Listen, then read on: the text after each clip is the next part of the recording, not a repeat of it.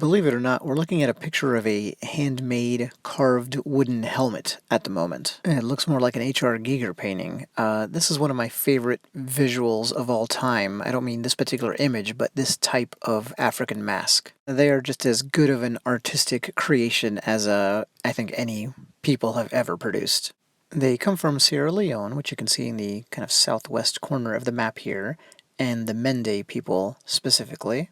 Here's another great example, by the way, but you don't have to be an expert in African masks to recognize this type once you know what it is. I've been saying mask, but they're actually a helmet. They're always conical in shape because they kind of lower down over your head all the way to your shoulders.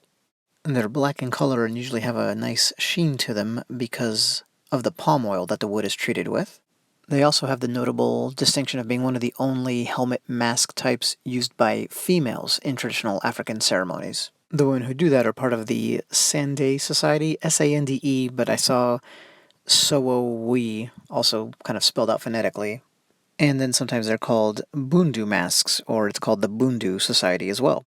Anyway, society is used in the old-fashioned, more Victorian sense. It's an organization, like the Freemasons, that kind of thing. So, here we see a priestess, I guess you could say, mid-ritual. How amazing is that visual?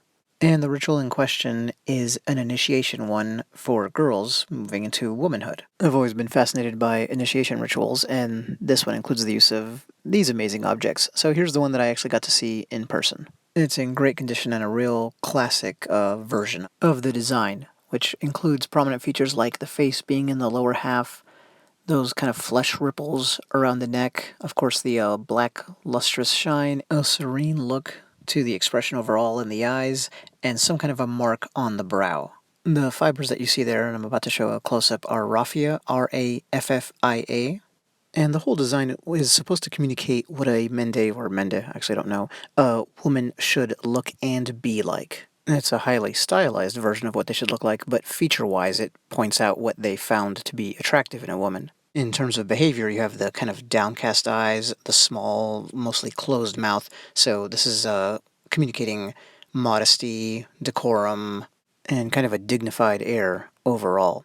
Now, the most surprising thing about the mask is that it doesn't just represent women, it also represents a spirit, but it's a female spirit, and a water spirit. The signature flesh ripples around the neck are actually indicative of the spirit rising up out of the water. Pretty awesome. I don't know why a water spirit was the ideal of womanhood, was it kind of a mother goddess in the water, just happened to be in the water? I don't get it. But anyway, who cares? It's amazing. It's notable then that the female theme to this whole thing continues on even to the deity being invoked. And again, all of that is in stark contrast to the majority of indigenous ceremonies. I'll give you a close-up of the top of the head there. I love the geometric patterns, and back to the ceremony overall, it was, what you would kind of expect overall. The girls were taken off by older women, secluded from the rest of the people, given the talk, or several talks, and then brought back to great fanfare. Anyway, back to the art form itself, I hope you see why I think it's so amazing. It's just truly a masterpiece.